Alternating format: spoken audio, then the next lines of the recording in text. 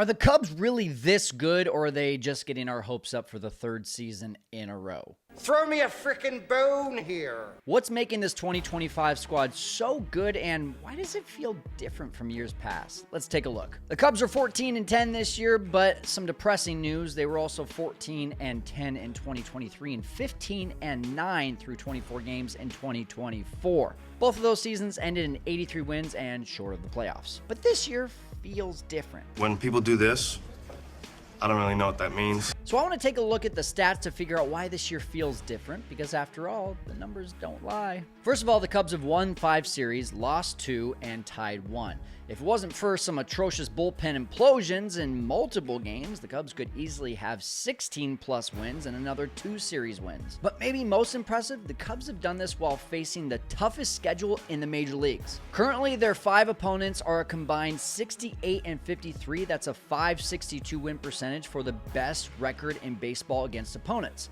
9 games against 2 first-place teams, 11 games against the top 2 winning teams in baseball, 5 games against the world champs from last year, 14 games from 3 World Series teams in the past 2 years, and only 3 games against a team under 500, which was the A's, and they swept them. So why are they doing so well against really good teams? Well, it's the bats.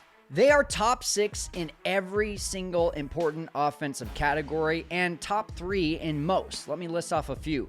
MLB leading 6.04 runs per game. They're the leading team in OPS versus left-handed pitchers at 881. Second in overall team WRC plus at 122. Second in team OPS at 785. Second in team slug at 447. And they're third in home runs and stolen bases. By the way, first in stolen base percentage. And according to Fangraphs, they're second in overall positional WAR at 6 even. They have actually 3 of the top 10 players in WAR, not pictured here, Carson Kelly, because he doesn't have enough plate appearances. But he's basically the right-handed version of Barry Bonds, according to Marquee. Carson said, hey, you should lay me over Barry Bonds. If I don't look like him, don't do it. Don't do it. Guess what, Carson? You look just like Barry Bonds. I mean, on point. I mean, look at this. Who's who? Speaking of Carson Kelly, another reason that this year feels different, their best hitting position outside of star right fielder Kyle Tucker is the catchers. A combined OPS over 1,000.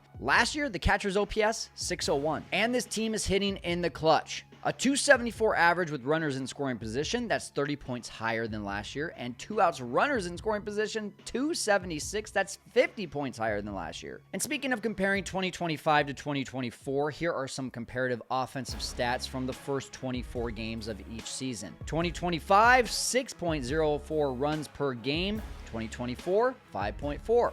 34 home runs versus 27. The slash line is really impressive. 258, 338, 447 versus 246, 327, and a 412. That comes out to a 785 OPS versus 739 OPS. That's a 46-point difference. That's major. And how about 31 for 35 in stolen base attempts? Last year, only 5 out of 12 at this point. I'll repeat that. 31 stolen bases this year, 5 last year. And they've done this against really good pitching. That's been the most impressive part. The Padres are second in team ERA, Dodgers are 4th in team ERA, and the Rangers are 7th. That accounts for 14 of their 24 games. In fact, combined, the 5 teams they've played thus far have a team ERA of 369, yet the Cubs are almost doubling that in runs per game against those opponents. And as alluded to earlier, a large part of this amazing offense is the base running. I'm not just talking about stolen bases, it's the extra bases the team is taking and the lack of mental farts on the base paths. Just ask Google and ChatGPT. They both say that the Cubs are the best base running team in Major League Baseball. So what's making this team's base running so good, and is it sustainable over 162 games? I guess we'll see that, but all we can guess is there's more speed on the team. There's also a new coach named Quentin Berry that, rumor has it, has been one of the best base running coaches in the game so far. No wonder why Craig Counsell brought him over. But here's where this thing takes a dark turn.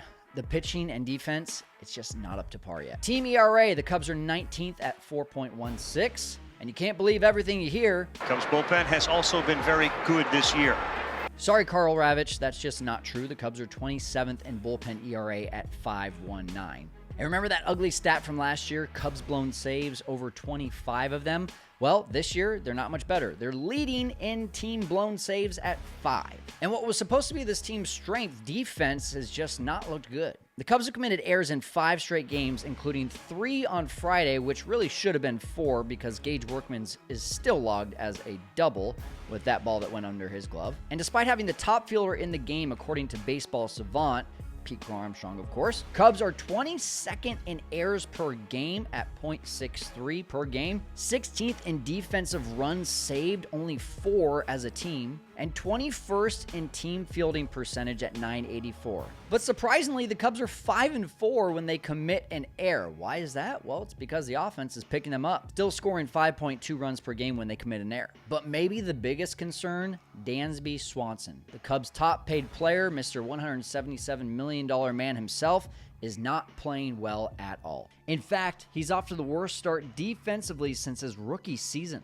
Wait, what? Kyle, you're crazy. Yeah, I thought so too, but then I looked at the numbers. And even though he hasn't committed an error this season, according to Baseball Savant, he's in the 25th percentile for outs above average. He was 99th percentile last year, and he's not even in the top 100 for defensive runs saved. Offensively, despite getting off to a hot start, he had a .509 slug in his first 14 games. In his last 10, he's slugging .140. His WRC plus is 59. His slash line is 177, 223, 344. That's basically a pitcher's slash line. And combine all of this together, the Cubs' top WAR player in the last 2 seasons is a negative .1 WAR player in 2025. Now, Dansby Swanson had core surgery over the offseason, and it was said that it was going to be a full recovery and he was going to be okay. But here's the thing. He played through a knee injury all of last year. He didn't say anything, and we saw what happened with the offensive stats. If Dansby is hurt again, he needs to speak up because it is hurting this team right now when he's on the field. Some other defensive concerns, Michael Busch, who everyone is saying is supposed to be a Gold Glove contender this year, is in the 2nd percentile for outs above average. Speaking of Gold Gloves, our Gold Glove right fielder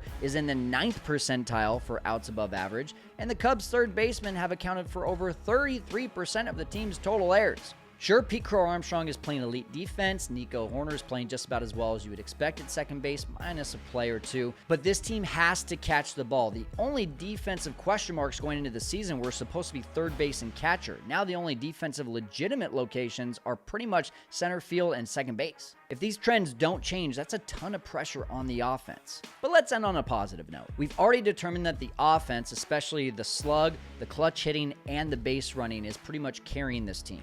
And that's definitely different from years past. So what is different this year?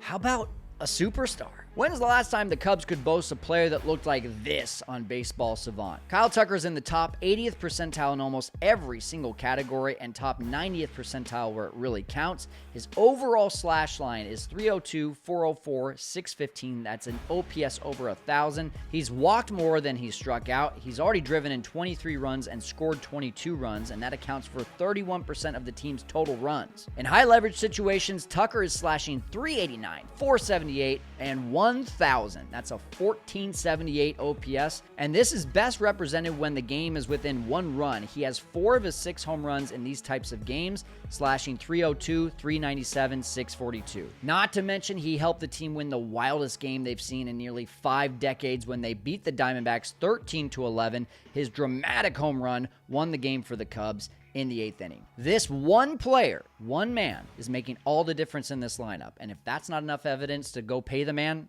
I don't know what is.